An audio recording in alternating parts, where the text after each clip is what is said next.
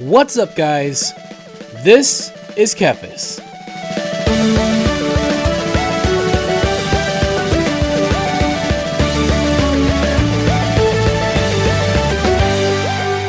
So we are still here in Stranglethorn, of course, killing tigers, leveling up slowly but surely. It's a process for sure, but we're putting all of our dots on. We're good to go. And you know what? It's funny. I actually have some more Q&A stuff to do, which I think is fun. I'm excited to do it because people seem to enjoy it a lot. So one of the questions that I get asked a lot as a visually impaired person is, employment. And I don't feel like I've really answered this one too much and gone into depths. So like the two questions that I get asked more than any other is, what is romance? What my romantic life like, and what is like finding girlfriend, going on dates, that kind of stuff. I would get that a lot. Of course, I'm married now, so that one worked out pretty well. The other question I get a lot, probably the question I get asked more than anything, is employment. Other visually impaired people ask this question a lot because it is probably, you might think, what's the hardest thing about being visually impaired? Well, to be honest, that's probably it. Finding employment is probably the hardest thing. And I think that can depend heavily on where you live, what programs are there, and what opportunities are there. Obviously, there are people out there that are like, oh, that was easy for me, and that's probably going to be the case for some people who have vision problems. They're gonna have very little difficulty. And if you ask like a lot of the governmental programs, they'll act like, oh, it's no sweat, we got you covered, and I can say from firsthand experience, sweat, right? But I can even get into that a little bit. So I'll try to answer the question the best I can. And I guess the best way to answer it, I don't mind opening up a little bit about my experiences and stuff like that. So, hopefully this doesn't, hopefully people won't judge me or whatever for any of this stuff. But so when I was born completely. Almost completely blind, of course, not, and, so much so that, like, the government immediately, I guess, like, I was, I had government benefits from being a child, from being a disabled child. I had, SSI, that's what it's called, Supplemental Security Income, and something that, my parent, my mom would receive, and, then eventually I would receive, later on. And so when I turned 18, I would get SSI. Of course, SSI was, obviously not a lot of money. It's something that I learned to stretch and make work when I needed to, for sure. And I learned how to stretch every penny. But I always wanted to do more. I wanted to, obviously wanted this. I mean, you want to support yourself, you want to do the best you can to support yourself. And that's why I get that question asked a lot, because, I'll preface this by saying or preface this, I'll preface this by saying, a significant amount. I think it's like only like the vast majority of people who have visual disabilities are unemployed. It's a very small number of working age visually impaired people that actually do work full time. So some people work part time, some people just don't work at all, some people are on disability, and a lot of that has to do with either the opportunities that are out there, or transportation can be a problem. And so the best way I can explain, I can get into my experience. So when I was, in high school, like I would struggle. I wouldn't struggle too bad. They would, a lot of times they would try to give me like these machines and different things that would help. Like I had this CCTV screen, and they would have me use that. And I tried using it like from like 6th grade up to high school, and I eventually realized like it was more of a pain to use. Like it hurt more than helped. At least for me, it did. It just didn't work for me very well. And I tried. I tried it for a couple years to use it, and it just wasn't clicking for me. And like there was a time where like they would pull me out of class and like, hey, we're gonna, you're gonna go walk down the street and cross the street. How are you gonna do that? You don't even know what you're doing. They'd put me in a crosswalk. How you cross the crosswalk? And I would, look up at the crosswalk that was right next to me and be like, I mean, there's one right here. I can just look up at this one. I can see this one. Like just stuff like that. Like just very, very strange. Like just like they have like schools and government and stuff like that. They have these programs that they do, and they work for a lot of people. And for a lot of people, they don't work for them. And I happen to be one of those people that they just don't work for. So, I just kind of like would grin and bear it or whatever. And sometimes I would just say, this just isn't like, this machine or whatever just doesn't help me. Is there any other options? Like, can I just use like a basic magnifier? Like I'd have this like little globe, like half globe magnifier that I'd put on my books, and I could read my books with that. And sometimes I just realized I didn't need to read. I didn't need it at all. I could read, like my vision is really bad, right? But I'm not completely blind. And if I'm close up, I can see decently well, though a lot of times I will have eye strain, which is something that as I've gotten older, it's not that my eyes have gotten worse. I think it's just that I've noticed it more as I got, when you're a kid, you just kind of like, whatever, I can take it. But as an adult, not wanting to have too much difficulty in life, I think I'm more aware of it, and I try to avoid it, because sometimes, man, like I can get some really killer headaches.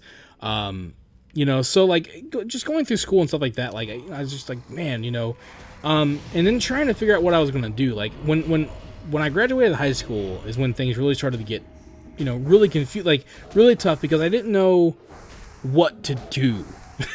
That made, like, I didn't really, like, cause like I would go to school, I'd come home, that was my life. I didn't really go to a lot of places. I didn't learn to drive like everybody else. And I really didn't have any, like, where I lived, there was no public transit nearby, so it was just kind of like, okay, cool. Now what do I do? So back in those days, I wanted to be a minister. I've been a Christian my whole life. I've preached at churches and different things like that. And that something that I started doing since I was like 16, and they would let me preach in some, and I liked it. And I liked helping people. I liked to encourage people and be there, and try to, motivate people and be inspirational. I would share my testimony and my faith, and I liked it, and people liked to hear me speak, and I wanted to do more of that. So, a lot of my friends who were in church, who wanted to be preachers as well, they went to Bible college. And for me, I didn't really know where to go, because like, a lot of the colleges were like out of state, and I was just like, I don't leave, like I don't leave my house too much. So going out, like, I just didn't know what to do, if that makes sense. Like I didn't, like, just like one of those things like where you just can't just go do it. Like it was a lot, you know what I mean? And like just trying to figure out what to do without having a lot of experience out in the world, just being honest. Like I guess you could say I really wasn't, like, a lot of people would say like I was sheltered, but I was, trust me, I was not sheltered. I just had a very limited access to what I could do, and far from being, trust me, like it wasn't sheltered, didn't have everything taken care of for me. It wasn't like that at all. Just had to do things a different way, and it was very hard to operate in the world, the way everybody else did, and not really knowing what to do. Beyond like just, I could walk down to the Blockbuster and rent games, right? And one time I actually rode a electric scooter down a giant hill, nearly killed myself. But just to get the Blockbuster, because I was trying to find ways to get out. Like, I bought an electric scooter. I was like, yeah, maybe I can ride this around town. It wasn't very practical, but like just the way things were. So I attended Bible college. And but I did it online. There was a correspondence online. I could get my credentials and stuff through that. And that's what I did. I did that for a few years. But I also was, my mom, was like, hey, maybe, ministries, it's a little like there's not a clear path and all that kind of stuff. Maybe you should look in like having a backup or having a second, job, which is a good idea. So at the time, I was just starting to get into, this is before YouTube, but I was just starting to get into like video editing. And I had my camera, and I would like record videos of like my friends at church. We would do things. We were part of like a young adults group. I'd record stuff. I'd make DVDs for everybody, you know, like just like home video stuff. And I was really getting into that kind of stuff. I'd make fun little videos, and I really liked it a lot. So I wanted to get into I wanted to learn more about that stuff. So I wanted to get into video editing and like just getting more involved with that and like learning more stuff. So at a community college, which is where I went, there was a visual communications, which is what it was called, and I was led to believe that it was for, you know, for video stuff. And there was some video stuff, but a lot of it was like graphic design stuff, like, you know, you do graphic arts and stuff like that, and that really wasn't like, that's what my wife does, but it wasn't really something that I mean, I didn't mind it. I liked art. I did pretty okay in that, but like, you know, it was tough because like it wasn't exactly what I wanted to do, but I went along with it. I was like, you know what, I'm already here. I already got, you know, like I had student, you know, I was getting, you know, assistants and all that stuff. I had already set it up. I didn't realize until I actually started what I was getting into, because again, like I didn't have any, like, I didn't know what I was doing. Like, I was just like going, like, just trying whatever I could. But I had to go to college, and I lived in a small suburb near the city where my college was, and transportation was the first major hurdle, right? So like that was a problem. And the bus wasn't an option. So there was a program for people who are disabled called Project Mobility. It's something that I used and something that my grandfather used later. Well, the problem, so like it seemed great because like what Project Mobility would do is it would come to your house, right? It'd pick you up and it would take you to wherever you wanted to go. You had to like call in advance, let them know where you wanted to go. You had to like pay, like you could get tickets or you could pay them with cash there. And so like that's how you did it. And it was like $2 a trip. So it was like $4 a round trip. So it was a little bit, compared to gas, it wasn't, especially that time, it wasn't too bad. Now I think it would be a little bit, I think it's even more expensive, but, the problem with Project Mobility, not only like when you call, like the people were like, they were always so mean. Sometimes they would mess up your order, like, you know, like not your order, but like your schedule. They would totally mess it up. But you like, so the thing is like, which that was whatever, but you had to like be like, if say you were going to go to like, say I have to be in class at 8:00. Well, I'd be like, okay, I would like to be picked up at 7:30, so that I can get to class, you know, and drop me off, right? That was the idea. Well, the problem was you never knew if they would on the way pick somebody else up and take them to a place and then take you to school. And so they would say, well, you need to account for that even more, so you probably should get there like an hour early. And you're like, okay, you know, like get there an hour early, right? So, you know, I would, you know, have them pick me up at 7 so I could get there by, and a lot of times I'd have them pick me up at 7, I'd be there like 7:20. Like I'd have to kill 40 minutes. And which is, again, like if you're going to go through, it's whatever. But you'd also have to like be out there like a half hour before that. So like I'd have to be at school by 8. I'd have to get up at like 6 and get ready and be out there waiting for them by 6:30 so that they could then come pick me up by 7 or earlier. And so sometimes I would get there really early, right? And that was whatever. It was annoying, it was frustrating, and it got even worse like with when they pick me up. It's like class ends at like, you get there at 8, class ends at noon. It's a 4-hour day. You know, and so like you okay, so that's fine, whatever. But then you'd say, okay, I get out at noon, so you come pick me up at noon. Well, we could be there 30 minutes beforehand, so you better plan it. So you'd have to say, okay, 12:30. So you'd have to wait a half hour, right? Well, that was all frustrating enough. The problem came in that a lot of times, and this happened every week. I mean, this was pretty consistent. I'd have to call somebody to come pick me up because they would leave me stranded. They wouldn't come pick me up. They literally just wouldn't show up. They just no-showed. And then they would blame me. So like it was like the driver's word against mine, and they would blame me. They'd say, well, you didn't call or you weren't there. And you keep in mind, you're visually impaired. You're out there, you're waiting, you're like, okay. And they wouldn't look for you, or they just wouldn't show up. Or they would come like way later, or they'd come right. There were times where I would get out of class at like 2 and it would be 5. I'd still be waiting and there was no one there. I'd sit there and wait for hours. And I'm stranded. I can't, there's nothing I can do. I'd have to call somebody, or I'd have to, like, whatever. And eventually I was like, people couldn't continue to give me rides all the time. So I'm getting hurt here. So like it got to a point where I was like, I don't know what I'm going to do, because this is not reliable. I finished my first year, and, like I was like, I don't know. I don't really want to do this. This is a nightmare trying to get to class. It's not working. And one of the issues that I had is because of the program, I ended up getting a D in class, because even though I would plan ahead and try to get there early, there were times where I would get to class late because they wouldn't come on time. And I had a teacher that didn't care and like gave me low grade because I was late to class. And I would I literally, there's nothing I could do. It's like, it was legitimately frustrating and very stressful.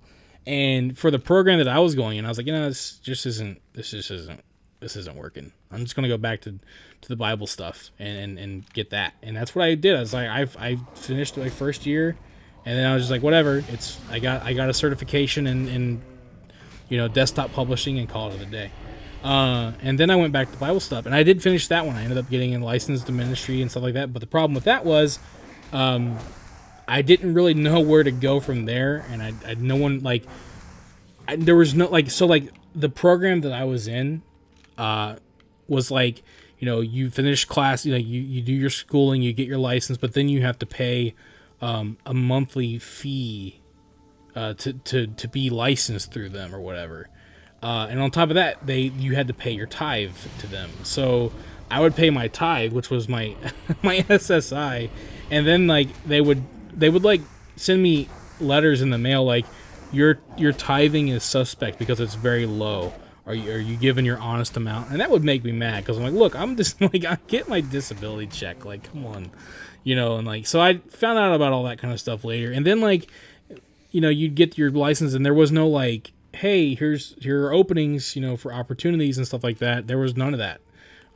So you're paying them to not help you at all, right? So and then you'd pay them, and then they'd question your payment, and then you're just like, wait a minute, I went to school, I paid for this schooling, I did all this stuff, and then it's not really helping. It's like I just kind of got stuck in a situation like that. I don't want to bury anybody or anything like that, say anything bad, but eventually I walked out of that. I got out of that. I was like, I'm not gonna be licensed and not, if it's not gonna get me help me get work. I mean, I'm paying for nothing. It's just not worth it. So I backed out of that. And then that kind of led to some stuff that I've talked about on YouTube, which we'll get into, because we've been. Ooh, hello. You know what? We're gonna fight them. They might hang on a second. They might go. So, they were resisting everything that I do. Oh, they're a question mark. Oh boy. Okay, we're gonna run. Yeah. So we'll get into the other stuff later. I'm PvP flag now. That's not good. We'll get into the other stuff later, where we talk about things that happened after all that stuff.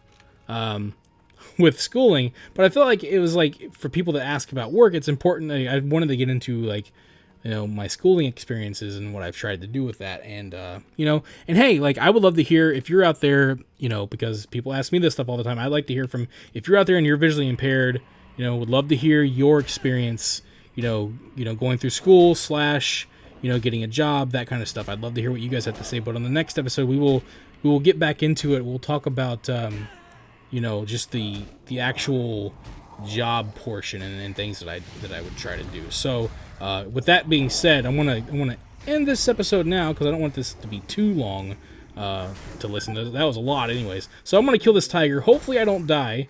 And we'll pick things up on the next one. Thank you for watching this video.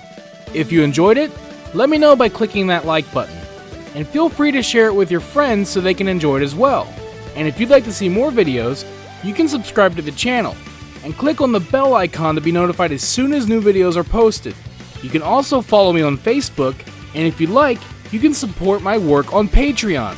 Links to all that stuff can be found in the description below. This is Kephas. Until next time.